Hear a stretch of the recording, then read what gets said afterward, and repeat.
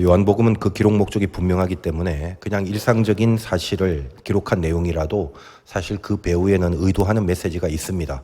하나님이 이제 저에게 주신 감동을 전하는 것이 저의 책임이자 사명입니다만, 혹시 저하고 다른 해석이나 이해를 하시고 설교하시는 분들의 메시지도 아주 크게 위험할 정도로 이렇게 빗나간 것이 아니라면, 물론 이제 빗나간 것이 많다면 제가 지적을 해드리겠습니다만, 그렇지만 않다면 은혜의 도구로 이제 받으셔도 괜찮습니다. 성경이라는 것은 어떤 학문적인 논문이 아니죠. 그래서 인격의 하나님이 우리들에게 무엇을 말씀하시려는지를 심정적인 차원에서 받아들이시고 그 수준에 맞는 메시지를 붙드는 것은 다 좋다고 생각을 합니다. 또 더 중요한 것은 우리들의 삶에서 그 성경에 대한 해석과 이해가 반드시 적용이 되고 발휘돼야 된다, 이렇게 말씀을 드렸죠. 예수님께서 17장에서 당신의 기도를 다 끝나시고 그 다음 18장에서부터는 그 기도의 내용대로 삶을 살아가십니다. 우리도 당연히 그 신앙의 실천을 본받아야 마땅하죠. 그러므로 18장 이후를 바라보는 관점이 어떠해야 되느냐. 18장 이후에 전개되는 말씀을 묵상할 때는 기록되어 있는 많은 사건들의 나열이 그냥 그런 사실이 있었다라는 걸 알려주는 것이 목적이 아니라 주님의 그 기도가 어떤 식으로 실천적으로 드러나고 있는지 이거를 볼 수 있는 안목으로 바라보면 정확하고 또 이해가 분명해질 것입니다. 저번 시간에 요한복음에만 그런 식으로 기록된 기드론 시내 건너편이란 표현을 했던 것이 어떤 심정으로 기록한 내용인지 설명드렸습니다.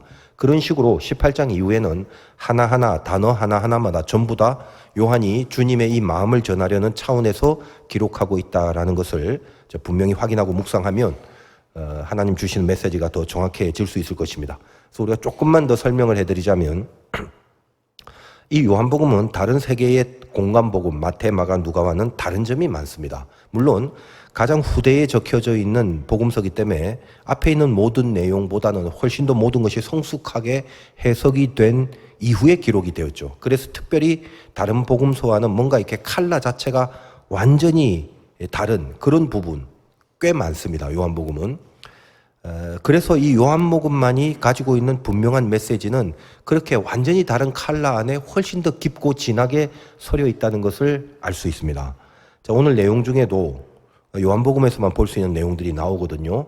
읽어보셨겠지만 예수님을 잡으러 온 자들에게 주님께서 내가 그로다라고 이렇게 자기를 밝힌 내용도 요한복음에만 있습니다. 물론 예수님을 잡으러 온 사건은 물론 마태, 마가, 누가 다 있죠. 그런데 그 중간에 그 사건의 일련의 과정 속에 표현된 문구나 단어들을 지금 이야기하는 것입니다. 오늘 읽어보니까 주님께서 내가 그로다라고 자기를 밝히신 내용, 요한복음에만 있는 겁니다. 제가 다른 복음서들 전부 다 찾아서 이미 조사하고 말씀을 드리는 거니까 여러분들은 이제 편하게 잘 받아 드시기만 하면 됩니다. 얼마나 좋습니까? 예수님이 내가 그로다 하시니까 그들이 물러가서 땅에 엎드려지는 내용도 나오는데 그것도 요한복음에만 있습니다. 그 중에 또 특히나 다른 복음서와 비교되는 부분이 있는데, 오늘 이 베드로가 대제사장의 종인 말고의 오른쪽 귀를 자르는 부분입니다. 이 사건은 사복음서에 다 등장하고 얼핏 보기엔 굉장히 특이한 사건인지라 교회 좀 다니신 분들은 다 알고 있는 내용이죠. 다른 복음서도 이 사건에 대한 기록은 있습니다만 오로지 요한복음만이 그 귀를 자른 자의 이름을 베드로라고 분명히 적시하고 있고 그 귀가 잘린 자를 말고라는 이름으로 분명히 적시하고 있습니다. 다른 복음서를 보면 제자 중에 누가 칼을 들었는지 그리고 귀가 잘린 자의 이름이 누군지 나오지 않습니다. 단지 어떤 사람이 대제사장의 종의 귀를 잘랐다, 그 정도의 정보만 기록하고 있죠.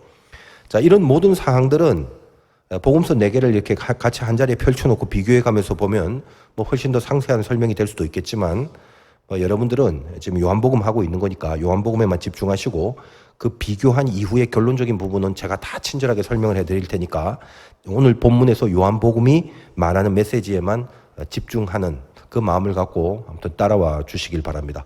이렇게 확연하게 다른 부분은 반드시 거기에 대한 메시지가 있다는 것을 염두에 두시고 따라와 주시기 바랍니다. 오늘 말씀 제목이 끝까지 믿음을 지킬 수 있을까입니다. 여러분에게 한번 물어보세요. 나는 내 믿음을 끝까지 지킬 수 있을까? 이게 쉬운 것 같지만 어렵습니다. 그러니까 호언장담하시면 안 됩니다. 성경에서 대표적으로 이 부분을 호언장담한 사람이 누구냐 하면 베드로죠. 수제자입니다. 더욱이 오늘 예수님이 잡혀가시는 사건을 다룬 다른 복음서 중에 마태복음이나 마가복음은 이 예수님을 잡으러 온 무리들이 와서 예수님을 잡아간 다음에 바로 즉각 무슨 이야기가 나오냐면 제자들이 다 도망갔다는 표현으로 끝을 냅니다. 그만큼 믿음을 지키는 것이 쉽지 않다는 거죠. 뭐 여러분들 중에는 목에 칼이 들어와도 믿음을 지킬 것이다라고 장담하시는 분들이 많을 것입니다. 진짜 믿음을 가지면 당연히 끝까지 믿음을 지킵니다. 그거는 자기 힘으로 하는 게 아니거든요.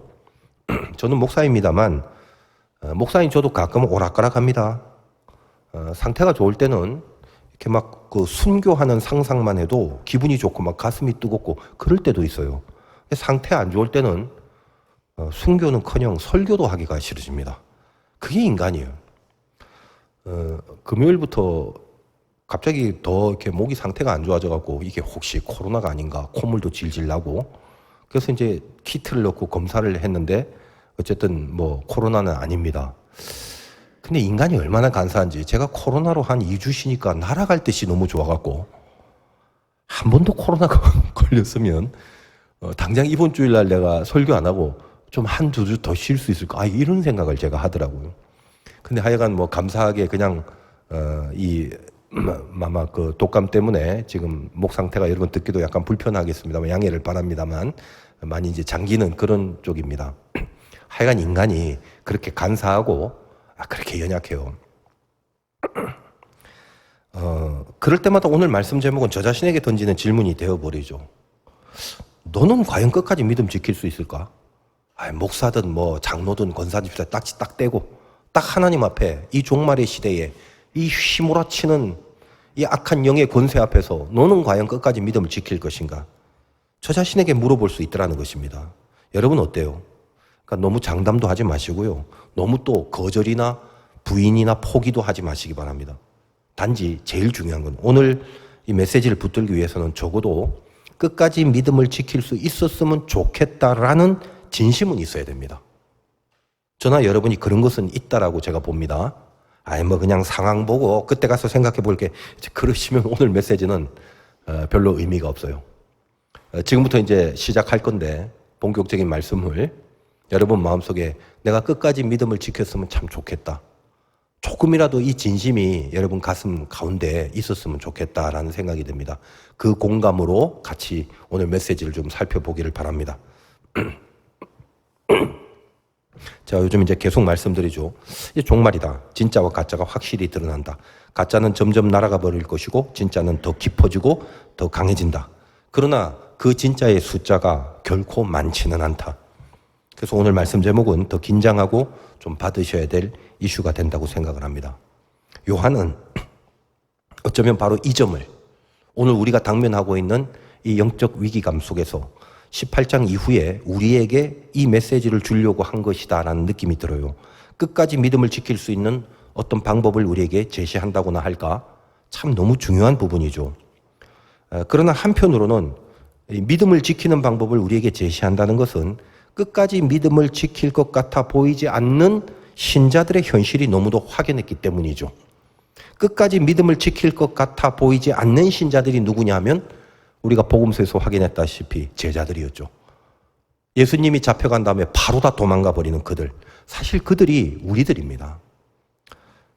저와 여러분들, 예수 믿고 있는 우리들을 말한다는 거예요. 요한복음은 이 다른 복음서와 비교적 상당히 다른 부분이 또 있습니다. 이거는 전체적으로 좀 진단을 해야 되는데 우리가 큰 그림을 일단 알고 오늘 본문을 좀 들어가 보도록 하겠습니다.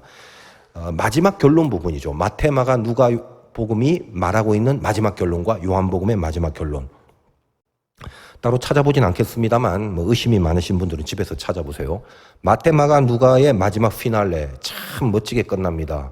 복음서처럼 끝납니다. 누가복음 같은 경우에는 막 기쁨과 찬송으로 이렇게 딱 끝나버려요. 찾아보면 나와요. 마가복음은 우리가 잘 알고 있는 무슨 독을 마셔도 해를 받지 않고 표적이 따르고 말씀이 전파된다 이런 식으로 끝납니다. 멋지죠? 마태복음 모든 민족에게 세례를 베풀고 세상 끝날까지 너희와 함께 있으리라 이렇게 끝납니다. 자, 그럼 우리가 하고 있는 요한복음은 어떻게 끝날까요? 한번 확인해 볼까요? 나중에 다루겠지만 요한복음의 마지막 21장으로 갑니다.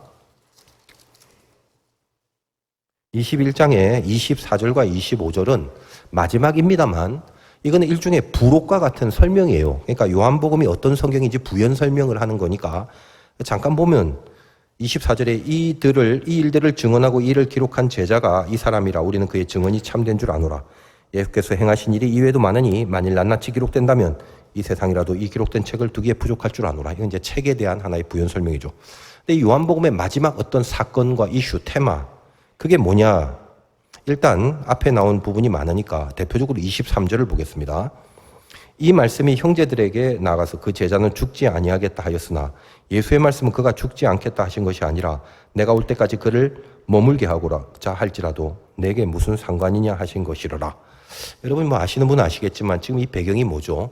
마지막에 이제 베드로가 이제 예수님께서 모든 제자들의 순교에 대한 메시지에 예언을 하시니까 갑자기 요한이 이제 어떻게 될지 궁금합니다. 쟤는 어떻게 됩니까? 라고 물어봤더니 야, 남 좀 상관하지 말고 너나 좀 잘해라. 그런 뉘앙스란 말이에요. 그것이 요한복음의 마지막 사건입니다. 그러니까 여러분 한번 생각을 해보세요. 우리가 요한복음을 처음 시작할 때 1장 1절을 기억하는지 모르겠습니다. 태초에 말씀이 계시니라. 이야, 그럼 멋지죠? 창세기와 비슷한 스케일. 태초에 말씀이 계시니라. 그리고 그 말씀이 이제 이 땅에 내려와서 뭔가 이렇게 짜자잔 할 것 같은데 잔뜩 기대하고 복음서 중에 가장 럭셔리하고 가장 뭔가 그 엣지 있는 마지막 그 피날레가 진짜 막 영광스럽고 아름답게 그렇게 끝날 것 같은데 베드로의 멍청한 질문과 괜히 남한테 관심 갖다가 쿠사리 듣는 걸로 끝난다는 사실이에요. 물론 이제 그 바로 사건 앞에는 다시 이런 베드로임에도 불구하고 주님이 찾아와서 내 양을 치라. 네가 날 사랑하냐 하면서 어떤 사랑과 사명에 대하여 확인을 해주시는 장면도 분명히 나옵니다. 어쨌든 자 이게 지금 뭐죠? 요한복음이 말하고 있는 것은 결국 똑같은 말입니다만 인간은 애초부터 그랬죠. 빛이 왔으나 어둠이 깨닫지 못하더라. 그게 요한복음의 시작 아닙니까? 그게 서막입니다. 인간은 수준이 안 된다. 그게 결론이에요. 요한복음이 우리들에게 깊숙하게 주고자 하는 메시지는 그것뿐입니다. 그 수준 안 되는 인간의 대표로 누가 등장하냐면 베드로가 나오는 겁니다. 왜냐? 베드로는 그냥 인간이 아니라 제자들이고 제자들 중에 최고의 수제자입니다. 그러면 한마디로 수제자라는 게 상징하는 것은 그 진짜 실력이 어떻든지는 둘째치고라도 이 세상에서 예수를 가장 잘 믿는 사람이라는 대표성을 갖죠. 근데 그 사람이 수준이 이 정도더라라는 걸로 요한복음이 끝나고 있다는 것입니다. 그러면 무슨 말을 하려고 하는 거죠? 제일 잘 믿는 사람이 이 정도인데 하물며 너희일까 보냐 그 말이죠. 까불지 말고 장담하지 마라. 아닌 체하고 가면 쓰고 있지 마. 니들이 바리새인이냐? 그런 지적입니다. 요한복음에서 요한은 자기가 저자임에도 불구하고 자기 이름 드러내지 않죠. 은근히 그냥 주님이 사랑하는 제자, 가까이 하는 제자, 늘 그런 표현입니다. 그러니까 좀 이제 재밌게 말하자면 수제자는 베드로인데 늘 주님 가까운 곳에는 요한이 있습니다. 그러니까 요한이 보기에는 뭔가 베드로가 라이벌 같이 여겨졌을지도 모릅니다만 그건 이제 인간적인 생각이고 가만히 성경을 좀 묵상하다 보면 오히려 베드로가 요한에게 뭔가 질투나 라이벌 의식을 느꼈는지는 모르겠습니다만 없지 않아 조금 있기도 합니다. 왜냐하면 이 마지막까지 특별히 그 요한에 대해서 궁금하게 여긴 것을 보면 아마 관심은 분명히 많았던 것은 사실일 것입니다. 그런데 제일 중요한 게 뭐냐면 요한은 주님과 가까이 하면서 그 수제자라고 하는 베드로를 통하여 예수님이 믿음의 사람을 어떻게 만들어 나가는지를 계속적으로 보고 있었던 거죠. 그래서 오늘 본문에도 요한복음에만 칼로 귀를 자른 자의 이름을 베드로다라고 명시를 한 것입니다.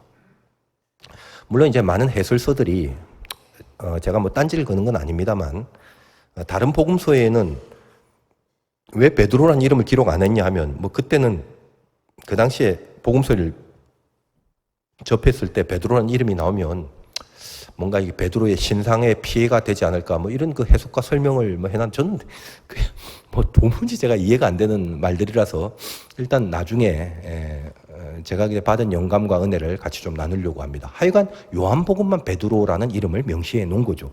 의도가 있다라는 거예요.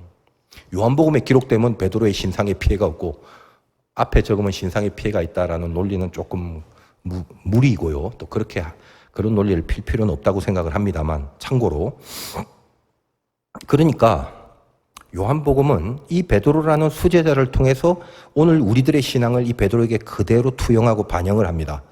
예수님이 이 베드로를 어떻게 다뤄가시는지 그 점을 놓고 아예 처음부터 그 믿음을 어떻게 끝까지 지켜질 수 있을까? 오늘 말씀의 제목이 그거죠. 그 베드로를 통해서 우리가 내 믿음 어떻게 끝까지 지킬 수 있을까라는 것에 대한 대답을 이 베드로를 통하여 거기에 대한 메시지를 베드로를 통해서 우리들에게 처음부터 쭉 연결하여 제시하고 있는 그런 영적인 교훈이 있습니다. 우리가 알다시피 요한복음의 마지막 부분에는 그 요한에 대해서 궁금해하는 베드로가 나옵니다만 사실 어때요? 아까 말씀드렸다시피 그 사건 바로 앞에 네가 나를 사랑하느냐라는 그 유명한 질문 속에 결국은 베드로에게 주시는 마지막 교훈이 정리가 되죠. 우리가 알다시피 요한복음에만 기록된 베드로의 콜링 사건을 기억하시지 않습니까? 어떻게 처음 주님이 베드로를 불렀나? 그리고 그 처음 불렀던 사건과 마지막 다시 베드로에게 사명을 주는 이 두 가지가 처음과 끝이 이렇게 연결되는 개념을 갖고 있습니다. 요한복음에서 베드로 어떻게 부르는지 기억하십니까? 그 유명한 너를 장차 게바라하리라 그 말, 그건 요한복음에만 나옵니다. 게바를 번역하면 베드로라, 베드로는 페트라란 말이고 반석이란 말이죠. 그러니까 다른 복음서에서는 이렇게 자세하게 기록되어 있지 않습니다. 베드로를 부른 그 장면, 장차 게바라하리라는 이런 표현은 요한복음에만 있습니다. 제가 너무도 중요한 이 부분을 또다시 설교할 수는 없고요. 궁금하시면 그 부분에 대한 설교를 다시 들어보시면 됩니다. 핵심은 이겁니다. 주님이 베드로를 보고 앞으로 반석처럼 만들 거다라는 표현인데 장차 게바라하리라는 우리말이 아니라 원어적 시제를 보면 의지미래인데 의지미래라는 것은 어떤 말을 한 사람의 의지가 들어가서 그 미래가 결정되는 것입니다. 그러니까 말하는 사람의 의지가 중요하다는 거예요. 베드로는 아무것도 모르고 있는데 베드로에게 너를 장차 반석으로 만들어 놓을 거다라고 말씀하시는 게 누구냐면 주님이었습니다. 그래서 그렇게 말하는 주님의 의지가 개입돼서 그 말의 미래를 만든다는 것입니다. 한마디로 베드로가 반석과 같은 인물이 되는 것은 베드로에게는 하등 조건과 자격과 실력이 없습니다. 그렇게 말한 예수님이 그를 만들어 가신다라는 약속이죠. 이것이 우리 모두에게 떨어진 하나의 약속일 수 있습니다. 이해하시겠죠? 그래서 특히 요한복음뿐만 아니라 다른 복음서에서도 이 베드로가 등장할 때는 항상 좀 2% 부족하고 모자라는 그런 제자로 나옵니다. 그런 사례들을 어떻게 또 일일이 열거하겠습니까만 여러분 다 알고 있잖아요. 요한복음도 마찬가지예요. 열심을 갖고 나대긴 나대는데 뭔가 핀트가 자꾸만 빗나가는 거죠. 그렇다고 진심이 없는 건 아니죠. 믿음을 지키려는 진심은 있었습니다만 그 진심의 방향이 수준이 아직 되지 않기 때문에 그 차원과 실력이 따라 미치지 못하기 때문에 늘 주님과는 어그러지고 빗나가는 쪽으로 많이 가서 계속적으로 꾸지람을 받고 충고를 받고 그렇습니다. 요한복음도 마찬가지죠. 특히 요한복음은 그 마지막에 결국 요한을 궁금해하다가 쟤는 어떻게 될 거예요? 쓸데없는 데 관심을 갖다가 한 소리 듣는 사건으로 끝나고 그럼에도 불구하고 바로 그 직전에 그런 수준의 베드로임에도 불구하고 이 베드로에게 내 양을 치라고 사명과 사랑을 전하시고 베드로를 만들어내시는 사건이 동시에 같이 기록이 되어 있다는 것입니다. 그러니까 처음 예수님이 베드로를 불러서 내가 너를 그렇게 만들겠다라고 약속하신 그것이 요한복음 전 과정을 통하여 베드로를 만들어 가시고 인도하시고 가르치시고 그러다가 결국 마지막에 아직도 덜 떨어진 수준밖에는 안 되는 베드로에게 사랑과 사명으로 베드로를 허락해 주시고 그렇게 이끌어 가시는 주님을 볼 수 있고 이제 그것이 끝나고 난 복음서 이후의 사도행전에서는 정말 만들어진 베드로를 볼 수가 있는 거죠. 그래서 우리가 베드로를 통해서 우리 믿음을 끝까지 지킬 수 있는가에 대한 해법을 다시 얻고 가보자라는 것입니다. 우리나 베드로나 요한복음이 베드로를 제시했을 때는 우리의 연약함을 그대로 반영한 것이다라고 그랬죠. 알다시피 복음서가 끝나고 사도행전에서 완전히 변한 베드로의 모습을 보면 그 베드로는 만들어진 것이고 끝까지 믿음이 지켜진 모습으로 등장합니다. 결국은 순교하는 자리까지 초대교회의 수장으로서의 그 사명을 감당해냅니다. 하나님이 그를 그렇게 만들어 가신 거죠. 자, 나는 내 믿음을 끝까지 지킬 수 있을 것인가? 실은 거기에 대한 질문에 대한 답이 이게 정답입니다. 하나님이 그를 그렇게 만들어 간 거예요. 아유, 또 그 뻔한 소리요? 예, 뻔한 소리입니다. 그거 외에는 답이 없습니다. 우리도 그렇게 된다는 겁니다.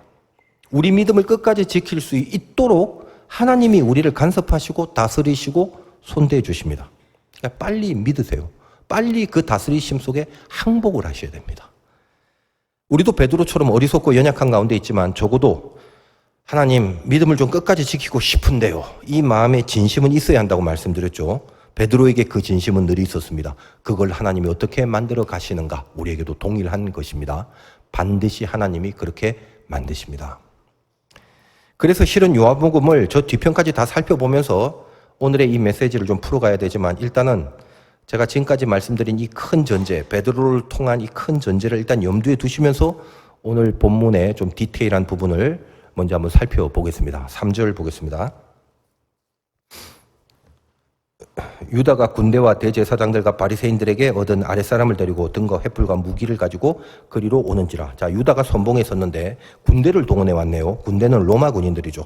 여기 군대라는 헬라어 스페이라는 300에서 600명 정도로 구성된 한 단위의 부대입니다.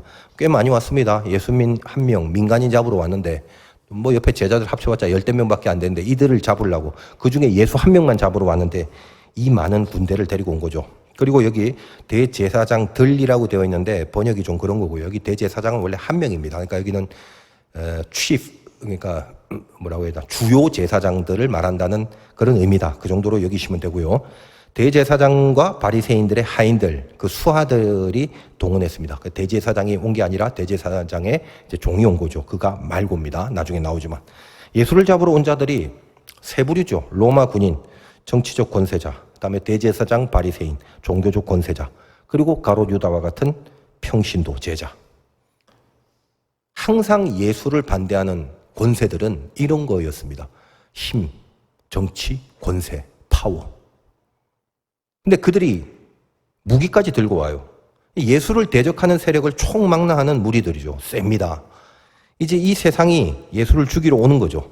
그리고 그렇게 될 것을 이미 다 아시고 그 죽음의 길을 기꺼이 가기로 17장 기도에서 결심한 주님이 드디어 그 죽음의 길 앞으로 나섭니다. 4절에서 너희들이 누구를 찾느냐라고 등장하시죠. 4절 읽겠습니다. 예수께서 그 당할 일을 다 아시고 나아가 이르시되 너희가 누구를 찾느냐 이렇게 얘기를 합니다. 숨지 않으시죠. 피하거나 도망할 수도 있는데 나아가십니다. 본인이. 죽음을 기도로 결정하신 17장에 대한 실천입니다. 주님의 모습이죠. 5절과 6절. 대답하되 나사렛 예수라 하거늘 이르시되 내가 그니라 하시니라. 그를 파는 유다도 그들과 함께 섰더라. 예수께서 그들에게 내가 그니라 하실 때에 그들이 물러가서 땅에 엎드러지는지라. 이 부분도 요한복음만의 표현입니다. 나사렛 예수를 찾는다라고 하니까 내가 그로다라고 하십니다. 자, 이 표현이 헬라어 원문의 에고 에이미라는 표현인데 내가 그로다라고 번역을 하면 이 에고 에이미를 쓴 원래의 의도를 우리가 간파할 수 없습니다. 근데 이건 굉장히 중요한 의미죠. 요한복음은 처음부터 나는 뭐뭐다라는 이 에고 에이미에 대한 표현을 많이 씁니다. 영어로 이제 I am인데 나는 뭐 생명이다, 나는 뭐 이 세상에 온 뭐 빛이다, 나는 양이다 이런 거 얼마나 많이 했어요 그동안. 요한복음에서 쓰는 예수님이 자기를 표현할 때 쓰는 어법, 그것이 에고 에이미입니다. 근데 이 에고 에이미라는 표현이 어디서 나온 거냐면 이것이 원래 히브리식 뉘앙스가 있죠. 모세에게 나타난 하나님의 자기 소개를 그대로 반영하는 헬라어 문구입니다. 여러분 알다시피 모세가 하나님을 누구라고 저들에게 말할까라고 할 때 하나님이 처음으로 본인의 이름을 말하죠. 나는 스스로 있는 자다라고 하죠. 자, 이것이 이제 영어로 I am that I am 혹은 I am who I am 그 말인데 번역을 하자면 나는 좀 어렵지만 그죠? 있는 것이다. 그러니까 나는 존재하는 존재 자체다. 그 표현이란 말이에요. 그것을 헬라어로 에고 에이미라고 하는 겁니다. 그러니까 이제 아주 이게 쉽게 말하자면 그거예요. 내가 누구냐고? 성경은 내가 그로다. 야, 제가 아니라 예수는 나야 나 똑바로 봐. 이렇게 내가 예수라는 걸 지금 밝히는 그런 의미가 아니라 그 뭐 모르겠어요. 예수 잡으러 온 사람이 예수가 누군지 다 알죠. 근데 여기서 에고 에이미라고 표현한 것이 뭐냐면 나는 정확한 번역은 이거예요. 내가 그니라가 아니라 나는 그냥 나야 이 표현이에요. 모세에게 하나님이 자기를 밝힌 것처럼 저들에게 마치 하나님의 존재를 알리는 겁니다. 나는 나야 이렇게요. 예수님은 요한복음을 통해서 자기를 표현할 때 이 문구를 사용하는 분명한 의도가 이거죠. 나는 나야. 이게 무슨 말입니까? 원래는 그렇죠. 예수님뿐만 아니라 모세에게 나타난 하나님도 그런 거지. 내가 스스로 있는 자다라고 할 때는 어떤 다른 원인도 없이 스스로 존재한다라는 신학적인 내용이 들어가 있는 개념이죠. 여러분, 존재라는 건 원인 없이 존재하는 게 이 세상에는 없습니다. 여러분이 있으려면 아버지 어머니 있어야 되고, 아버지 어머니가 있으려면 할아버지 할머니가 있어야 되고, 모든 게 원인이 있어야 되는데 하나님은 원인이 없이 스스로 존재한다는 개념에서 신이시단 말이죠. 그래서 나는 스스로 존재한다라는 표현을 썼습니다만, 그건 이제 신학적인 의미의 해석이고 조금 쉽고 재밌게, 그리고 좀 정서적으로 한번 생각해 봅시다. 나는 나야. 이게 무슨 말입니까? 오늘 특별히 예수님이 내가 나다라고 한 그 의도가, 그걸 통해서 우리들에게 주시려는, 전달하려는 의도가 뭐냐 이거예요. 나는 나야라는 말이 이거예요. 야, 나는 나야. 네가 알려고 하지 마. 그 말이에요. 네가 알 수가 없어. 네가 만약 다 안다면 그때는 나는 내가 아니지. 나는 네가 모르는 게 당연한 존재야. 그게 하나님이야. 그런 말이죠. 다시 말해서 조금 더 생각을 해보자면, 지금 예수님이 잡혀서 십자가 죽음을 당하는 이 방법으로 인류를 구원한다는 거, 그거 니들이 이해할 수 있는 영역이 아니란 말이에요. 왜 이해를 못해요? 조금 설명해 주시면 안 돼요? 여러분, 요한복음 애초부터 빛이 왔으나 어둠이 깨닫지 못하는, 이걸 어떻게 다시 설명해 드릴까요? 이해가 안 되는 거죠.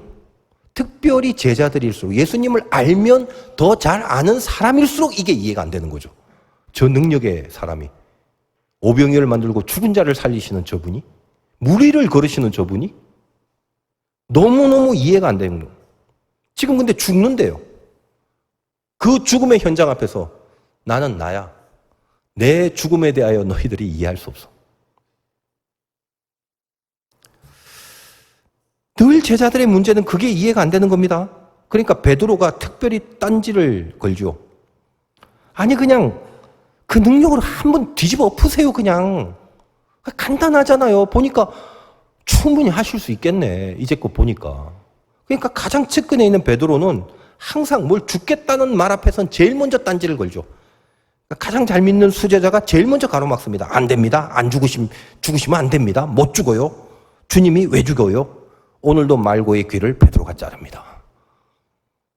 그때마다 사탄 소리를 늘 들으면서도 이해가 안 되는 겁니다. 가끔씩 성령의 임재를 통하여 똑바른 고백을 하긴 합니다만 그 근성과 수준상 늘 머물러 있는 그 한계가 뭐죠? 메시아인데 왜 죽냐?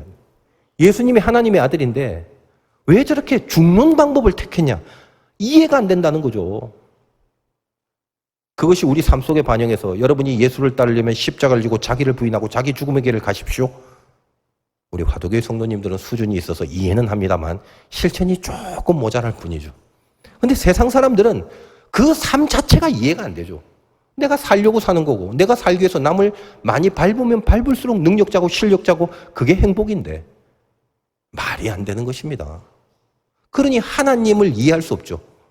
그 하나님의 사랑의 경지가 어디인지, 그 구원의 척도가, 그 측량할 수 없는 깊이가 무엇인지 인간의 수준으로선 죽다 깨어나도 납득할 수 없는 거죠. 그러니까 늘 베드로는 거기에 딴지를 걸다가 사탄 소리를 듣고 그 수준이 우리의 수준이라는 걸 성경이 얘기하고 있는 것입니다. 이해하려고 하지 마라. 너희들 수준에서 납득할 수 있는 건 아니야. 나는 나야. 그겁니다. 그걸 오늘 본문에 내가 그로다라고 번역을 한 건데, 정말 그 무리들이 누구 예수지 하고 뭐 몰라서 물어보는 거죠. 그걸 또 몰라서 야, 저 사람하고 쟤 아니야. 쟤는 쟤는 저 베드로고 뭐 쟤는 도마고, 야, 나야 나. 이거 아니죠. 그냥 척 보면 알죠. 더군다나 유다도 거기 있는데. 내가 그로다라는 표현 안에 지금 말씀드린 깊은 내용이 숨어져 있는 겁니다. 내가 바로 너희를 위해 죽으러 온 하나님의 아들이다. 나는 이 죽음의 길을 기필고 간다. 나는 죽으러 온 메시아다. 이런 선포죠. 그 신적 권능 앞에 다 물러가서 엎드려집니다. 그 수많은 수백의 무리들이 뒤로 물러가서 엎드려지는 거죠. 또 요한복음에만 나오는 표현인데 여기서 엎드려진다고 해서 아이고 하나님 하면서 절하는 게 아닙니다. 신적 존재감 앞에서 힘을 쓰지 못하고 그냥 무기력하게 쓰러져 버리는 거거든요. 여러분, 이런 경우가 사도 바울이 다메섹으로 예수 믿는 사람 잡으러 갈 때 부활하신 주님을 만납니다. 그때 땅에 엎드려집니다. 그 신적 권위 앞에. 그것과 같은 거죠. 여기 예수님이 내가 그러다라는 표현을 좀 이해하시겠죠. 수많은 무리들이, 그중엔 군인도 많은데 예수님의 권능 앞에서 다 엎드려져 버릴 수밖에 없는, 그렇게 만드시는 하나님이신데 그 하나님이 과연 힘이 없어서 그 세상 권세 앞에 찔레찔레 끌려서 죽으러 당하는 게 결코 아니란 말이죠. 그 십자가의 길을 주님은 기도한 것처럼 본인이 작정하고 하나님의 뜻에 항복하게 그 죽음의 길을 자기가 가신다는 겁니다. 그리고 저들에게 뭐라고 하십니까? 바로 예수님이 17장에서 기도하신 내용 중에 두 번째, 제자들을 향한 기도 중에 보존케 해달라는 기도를 실천하시죠. 8절과 9절 보겠습니다. 예수께서 대답하시되 너희에게 내가 그니라 하였으니 나를 찾거든 이 사람들이 가는 것은 용납하라. 이 사람들 제자들이. 너희가 나를 찾고 나를 데리고 가면 이제 이 제자들은 그들의 길을 가는 걸 용납해라. 이는 아버지께서 내게 주신 자 중에서 하나도 잃지 아니하여 싸움나이다 하신 말씀을 응하게 하려 함이로다. 그거죠. 그러니까 기도하신 그 내용 그대로, 제자들을 보존케 해달라는 내용 그대로 지금 예수님은 살아내시고 있는 것입니다. 지금 단편적으로 이 상황만 보면 예수님을 잡으러 왔으니까 나만 잡으면 가잖아. 그럼 되잖아. 그러니까 제자들 상관없으니까 내가 잡히는 거에 이 제자들이 방해만 안 하면 되지 않냐. 그러니까 냅둬라. 건드리지 마라 제자들아. 내가 순순히 잡혀가마. 건드리지 마. 그런 내용이죠. 근데 이것이 영적인 차원으로 확대가 되면 어떤 의미가 됩니까? 하나님이 당신의 자녀들의 믿음을 끝까지 지켜주신다는 말이 되죠. 우리가 아까 말씀 제목이 우리 믿음을 어떻게 지켜요? 한 번 더 여기서 체크가 됩니다. 이렇게 부족함 투성인데 어떻게 끝까지 믿음을 지킬 수 있을까? 어떻게 지키긴요? 예수님이 나를 위해 대신 죽으심으로 지켜주신다니까요. 그게 복음이라고 했잖아요. 그래서 요한복음은 하여간 처음부터 끝까지 복음 이야기한다고 말씀드렸죠. 수없이 수백 번 들어도 복음이 내 안에 들어와 능력이 되는 사람이 있고 아닌 사람이 있어요. 능력화 될 때까지 요한복음은 끝없이 복음에 대한 이야기를 하는 것입니다. 일단은 뒤에 있는 10절과 11절을 일단 다 보시고 정리를 한번 하겠습니다. 10절과 10절, 11절. 예, 시몬 베드로가 칼을 가졌는데 그것을 빼어 대제사장의 종을 쳐 오른편 귀를 베어버리니 그 종의 이름은 말고라. 예수께서 베드로더러 이르되 칼을 칼집에 꽂으라. 아버지께서 주신 잔을 내가 마시지 아니하겠느냐 하시니라.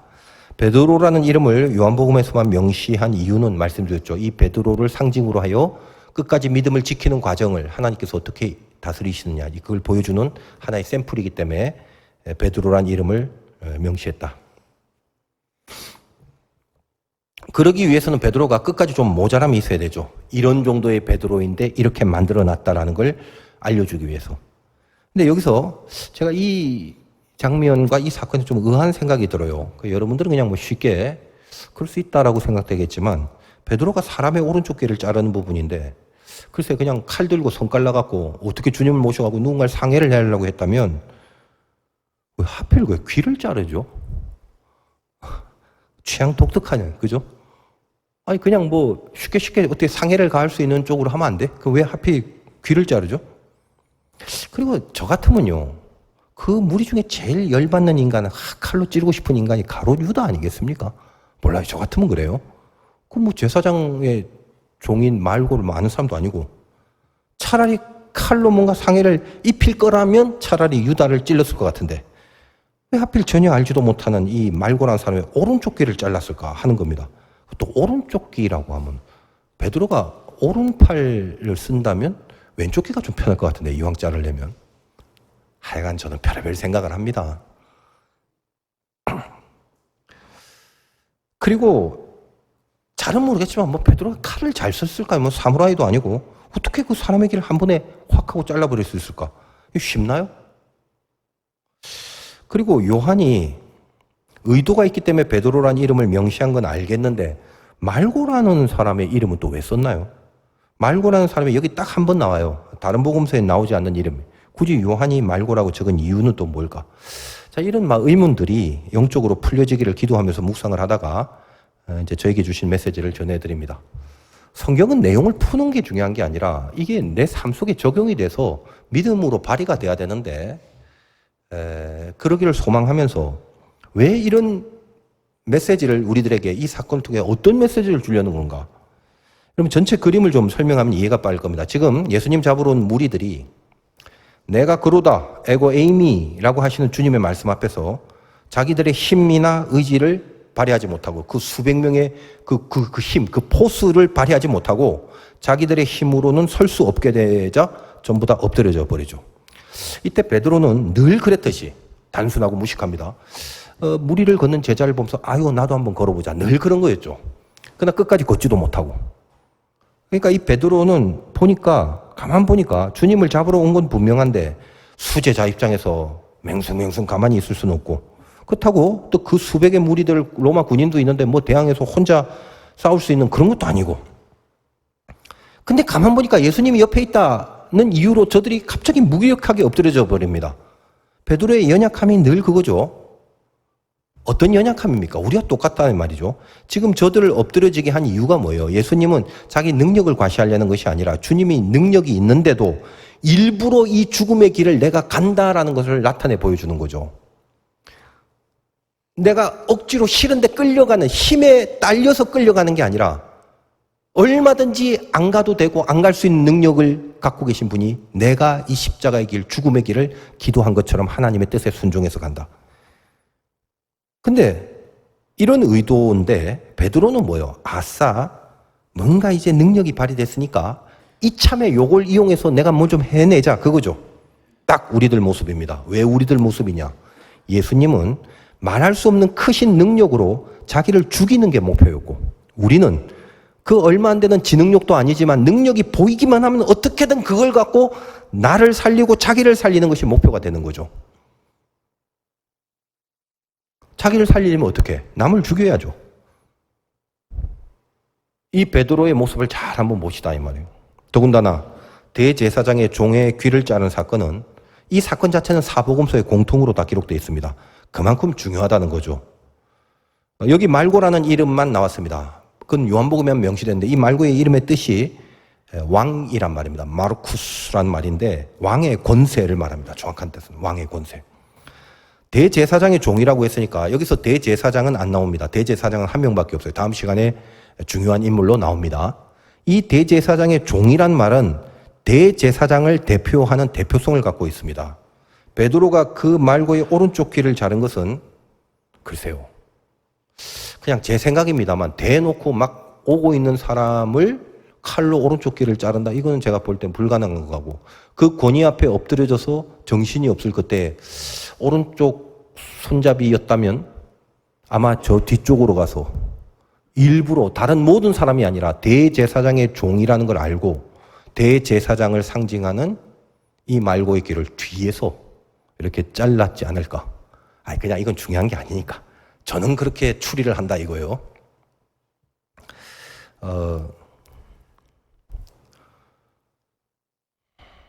근데 그 말고의 오른쪽 귀를 자른 거는 베드로가 그걸 알고 그랬는지 모르고 그랬는지는 모릅니다만 제가 볼 때는 유대인임을 감안할 때 그 많은 자들 중에 특별히 대제사장의 그 종의 귀를 자른 건 우연히 행하여진 게 절대 아니라는 거죠. 여기서 우리가 유대인들의 전통 중에 대제사장의 위임식의 과정을 알고 가야 됩니다. 이것이 핵심인데 대제사장뿐만 아니라 제사장을 위임할 때 그 여러 가지 절차들이 있는데 그 부분이 제가 한 구절을 좀 읽어드리겠습니다. 길지만 출애굽기 29장 19절에서 21절까지 딱 그 부분만 제가 읽어드릴 테니까 그냥 들으시면 됩니다.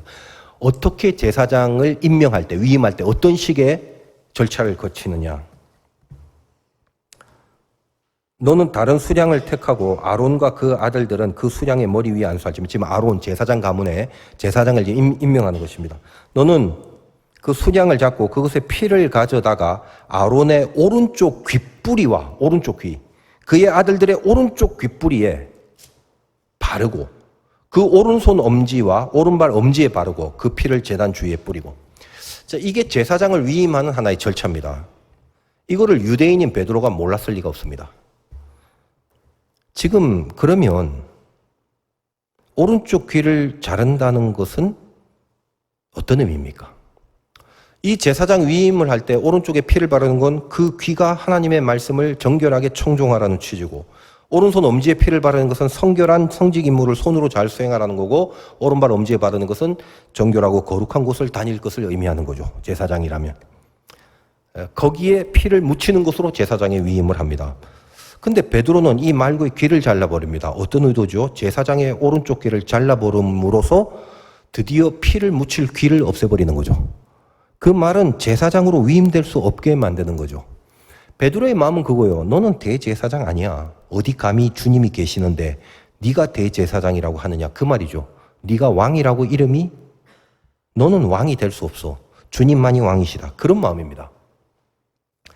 다른 복음서에서는 주님이 말고의 귀를 다시 붙여주십니다.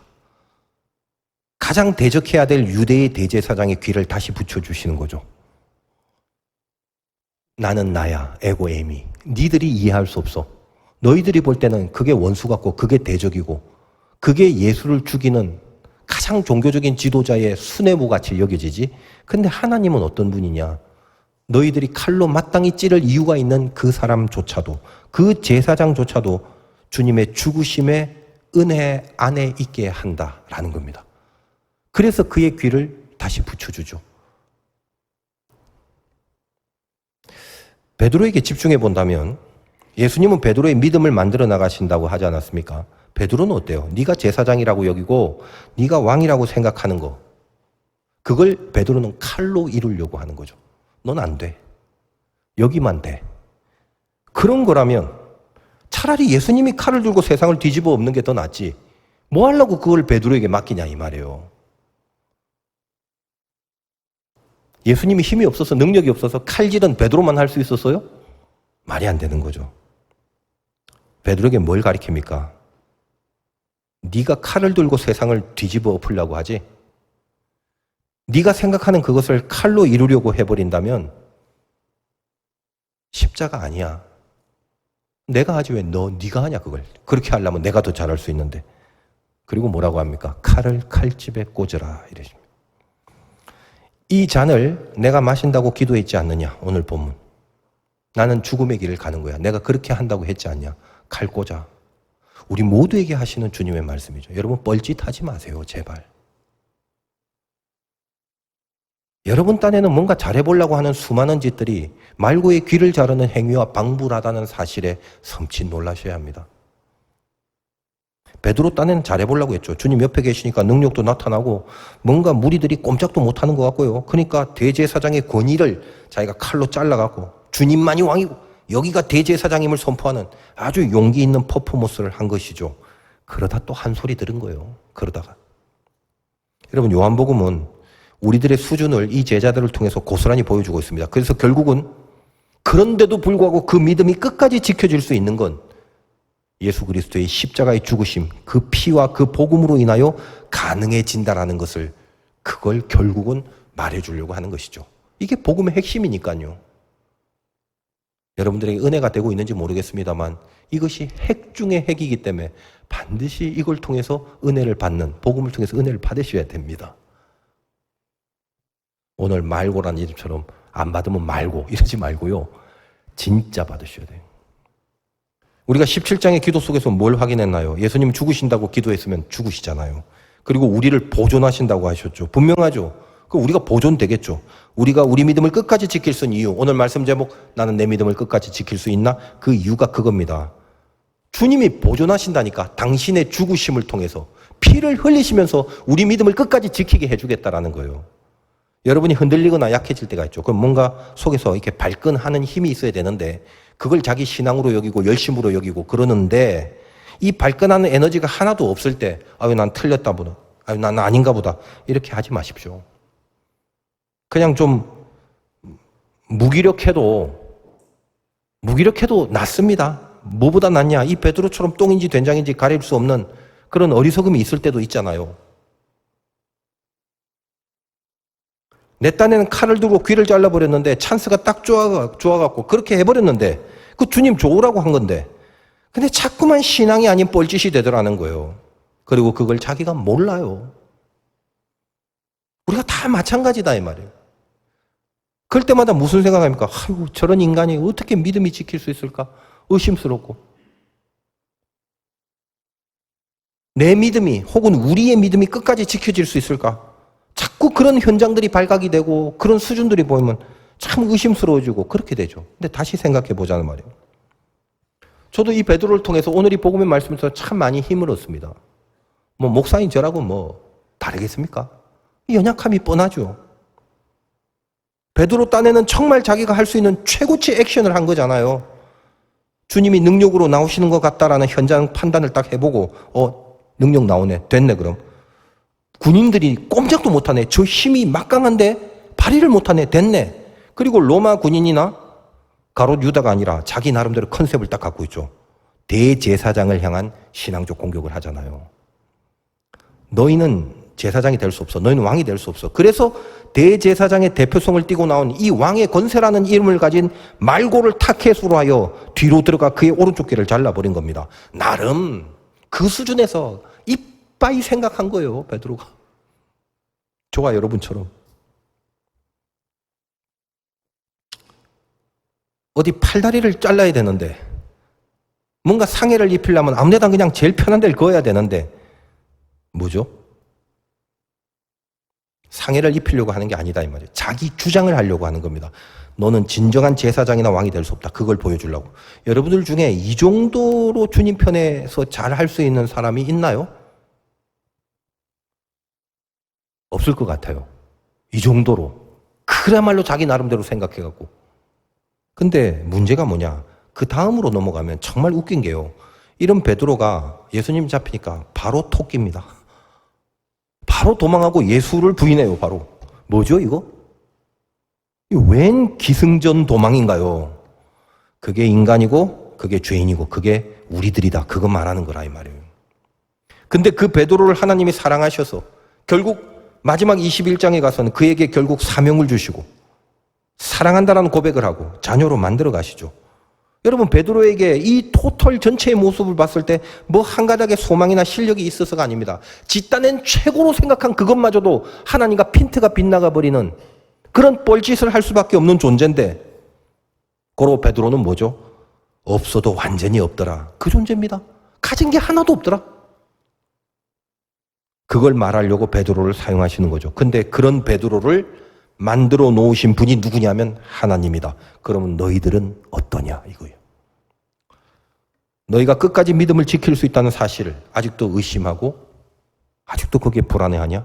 그 물음을 이 베드로의 인생 앞에서 던지고 있습니다. 칼을 칼집에 꽂으세요, 여러분. 열받는데 지금 뚜껑이 열리는데요. 주님이 어떤 분인가 하면 여러분이 그 분노로 찔린 그 사랑까지도 고쳐주고 만져주시고 회복시키시는 분이다 이 말이에요. 나는 나다. 여러분이 생각할 수 없어요, 그분의 경지를. 지 생각에 수틀림은 아니다라고 제발 좀 하지 마세요. 예수 믿는 사람들이 죽을 때까지 명심해야 될 진리가 뭐냐? 나는 머리가 나쁜 사람입니다. 늘 기억하십시오. 제발 좀. 나는 나다. 나를 이해하려고 하지 마. 감히 하나님을 판단하고 이해하려고 하지 마. 그러면 칼은 쓰라고 있는 건데 칼도 못 빼면 뭐 그냥 다 포기하고 그냥 그렇게 그냥 다 관두고 다 포기하고 살까요? 아니요. 포기하면 절대 안 돼요. 잔은 마셔야죠. 예수님처럼. 여러분, 신앙이 어려운 이유가 뭐냐면 죽어야 하는데 포기는 하면 안 되는 거예요. 죽는 방법으로 이루어내야 하기 때문에 어려운 겁니다. 근데 주님 그렇게 하랍니다. 그래서 어려운 거죠. 그렇게 할 수 있는 사람을 만들어내기 위하여 예수님이 나를 위해 죽으셨답니다. 그 복음의 결론으로 베드로를 사도행전에서 등장시키시죠. 복음서가 끝난 뒤 행전으로 행하게 되면 베드로의 고백이 나옵니다. 금과 은은 내게 없다. 무슨 말이죠? 난 아무것도 없어. 옛날엔 있는 줄 알고 자기 거를 이빠이 살려서 뭔가를 해보려고 했는데 드디어 사도행전에 가서는 아무것도 없다. 금과 은이 없는데 뭐 칼인들이 있겠습니까? 내게 있는 거 하나뿐인데 나사렛 예수의 이름이다. 주님이 나를 위해 죽으신 그 보혈뿐이다. 그 이름으로 일어나 걸어라. 여러분, 그 역사를 일으키는 데 있어서 베드로의 자아는 1도 개입하지 않습니다. 베드로의 자아는 없습니다. 거기서 안전뱅이가 일어나는 거예요. 그 경지, 그거요. 나사렛 예수의 이름으로 기도할 수 있는 그 경지, 어때요? 여러분 그 경지까지 갈 수 있을 것 같아? 듣고 보니까 멀고 험하죠. 목사님은 어느 정도 되셨나요? 저도 앞이 캄캄합니다. 그러나 그래도 알고는 있어야죠. 칼을 칼집에 꽂아야 한다는 건 알고 살고 칼을 칼집에 꽂을 줄 알아야 돼요. 그게 주님의 명령이니까. 그리고 주님이 잔을 마셨다는 것을, 나를 위해 죽으신 그 피를 여러분 매일의 삶 속에서 하루에 한 번 정도는 환상 속에 보고 사셔야 됩니다. 어떤 일을 만날 때, 어떤 사건을 당할 때 먼저 내 안에 흐르는 나를 위해 죽으신 주님의 보혈의 그 피의 색깔을 한 번쯤은 보고 사셔야죠. 끝까지 믿음을 지켜야 한다는 그 소망과 진심만큼은 절대로 변치 않으셔야 됩니다. 하나님이 만들어 가십니다. 여러분 걱정하지 마세요. 물론 하나님이 안 만들어 주실까 봐 걱정하는 그런 거룩한 걱정을 하시는 분들은 제가 보질 못했어요. 여러분들의 걱정은 항상 이방인들이 구하는 것에 다 들어가 있죠. 근데 여러분이 만약에 그 거룩한 걱정을 하신다면 하나님 나 안 만들어 주시면 안 돼요. 하나님 만들어 주셔야 돼요. 안 만들어 주시면 큰일인데 이 걱정을 하신다면 하나님은 굉장히 기뻐하실 겁니다. 그러나 혹시 그런 걱정이 없이 사신다 하더라도 결국은 하나님이 만들어 가실 거니까 진짜 걱정하지 마세요. 같은 값이면 하나님을 기쁘시게 하면서 만들어지는 게 훨씬 더 좋은 거죠. 알아서 결정하시고. 목사님 오늘 목사님 발음도 안 좋고 목소리도 막 이상 잠긴 거고 오늘 졸다가 무슨 말씀 하셨는지 하나도 모르겠어요. 혹시 그러신 분 계시나요? 그렇다면 그냥 딱 하나만 가슴에 이렇게 꽂아놓고 가시면 됩니다. 칼을 칼집에 꽂으라. 주님의 명령입니다. 승리하시기를 주님의 이름으로 축원드립니다.